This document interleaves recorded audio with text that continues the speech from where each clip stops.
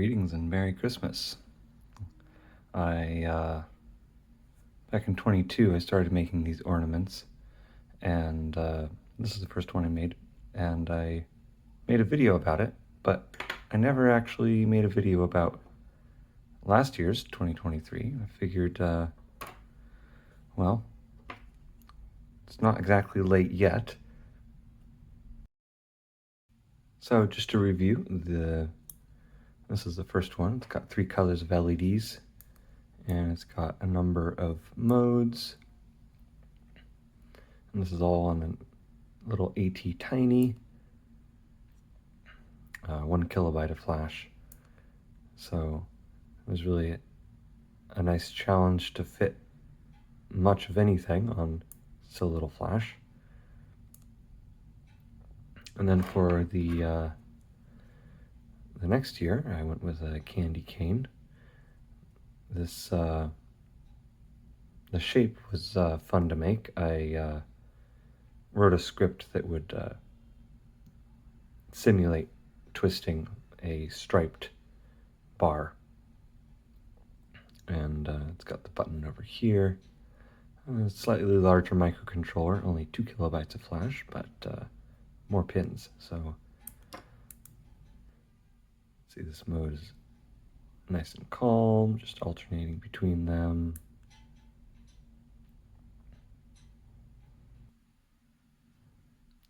And this mode is using a pseudo-random number generator to select which one to light.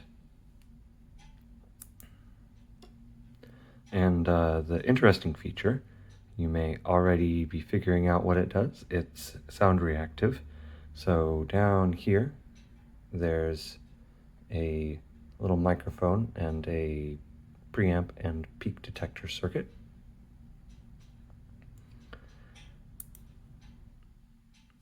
And this one has a song too, just like the first year.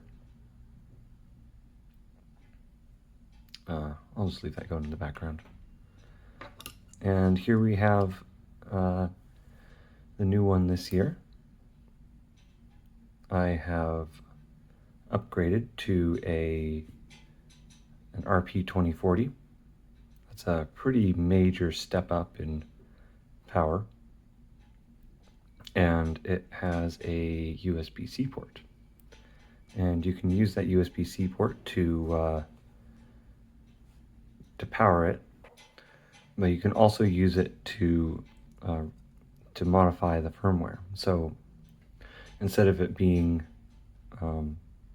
very locked down and whatnot, I'm using CircuitPython, so you can actually hook this up to a computer and you don't need any tools or any software. You don't even need the original source code. You can just open the Python scripts up right away and edit them with any text editor.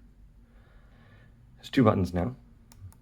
So there's here's like different dimming modes, and then there's like some fading modes,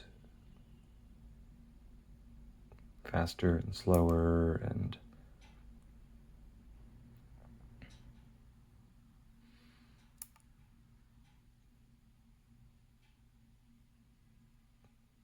maybe I should turn the light off. Maybe that would make it easier to see. Yeah, that's better, isn't it? All right, and yeah, this one's kind of cool. It does like a loop, and there's a version that does 2 of them,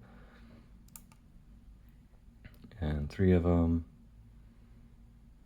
And for the next bit, there's a accelerometer right here. So here's just a basic accelerometer demo that shows which direction is closest to down. And then this one uses the accelerometer to detect how much you're shaking it and does more sparkles. And so I'm using an LED matrix this year, so each of the LEDs are individually addressable, whereas in previous years, this one just has 5 channels. When you see that, like the same LEDs are lit at each time. Now this one is scanning through a matrix, 6 by 8, and Python is a little slow for purposes of scanning a matrix like this, especially if you want to be able to dim the LEDs. I'm using pulse density modulation, just like the previous 2 years. But I didn't really like the idea of doing that in Python, so I wrote a custom CircuitPython module to drive the display in using the second core of the CPU. And I had a bit of an adventure with whenever you write to flash, it was messing it up, and that's because it was running code using the execute in place XIP, and when it was writing to flash, it had to take the ROM out of XIP mode, which made the other core crash. So I just had to use an attribute to make it so that all the code that was running in the second core was loaded directly into RAM instead of executing off the flash.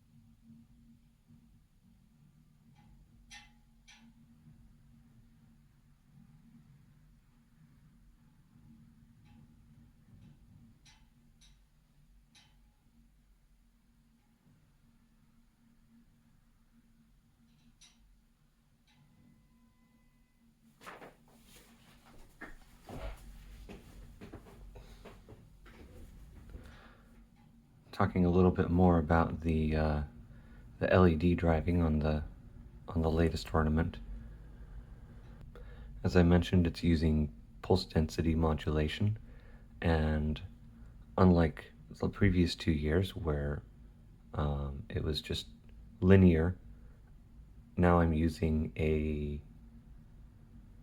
gamma correction lookup table. So the pulse density modulation is actually happening at 16 bits, although as far as the software is concerned, it only has 8 bits of brightness.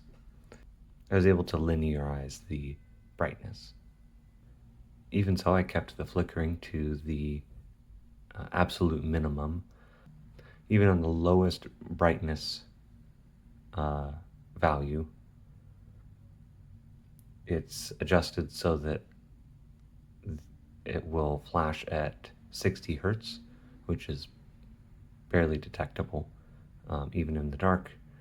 And of course, that's only for the lowest brightness value. So once you get up to the second brightness value, it's like 120 hertz or more. And above that, you can't see it. I'm pretty sensitive to flickering LEDs, and that's been an important design consideration for this from the very beginning, is I do not want any detectable flicker.